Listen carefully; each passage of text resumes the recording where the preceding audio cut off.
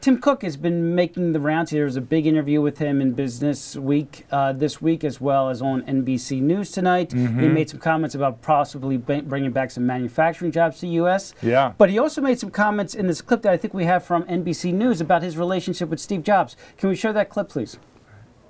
How are you not Steve Jobs?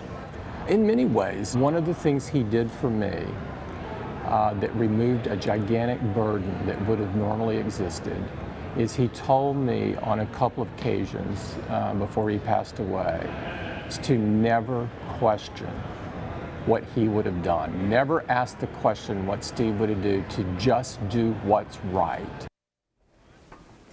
So that was Tim Cook talking about his relationship with Steve Jobs, saying that Steve had told him not to ever ask what would Steve do. WWSD. Yeah. And that's what he's been trying to manage Apple by.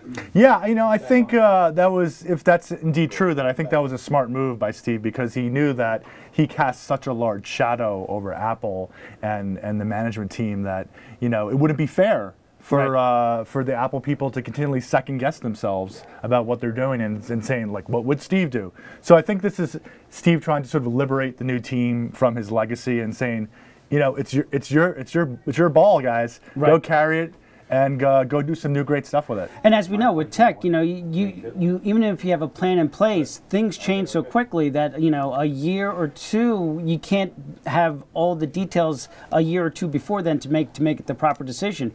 Yep. And as the Journal noted in a big story, and I believe as Tim Cook has said in his interviews, Walt Disney, or the Disney company after Walt Disney died, had a period of adjustment after Walt died because they were in that mode of what would Walt want to do.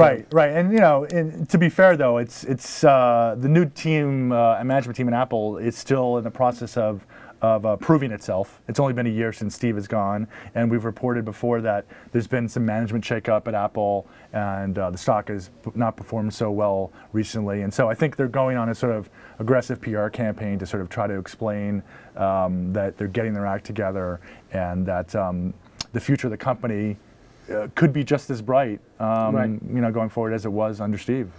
Yeah, it'd be interesting to follow. But you know, I think there are a lot of companies that would like to trade places with the problems that Apple is having these days, and the balance sheet that Apple has these days. Yeah, it's a good position to be in, and you know, to a certain extent, you're right. The company is has tremendous momentum.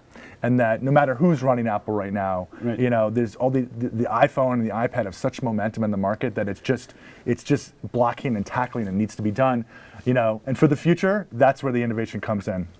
And that'll be fun to watch. Hey, that's been Digits. Thanks for watching. I'm George Stahl.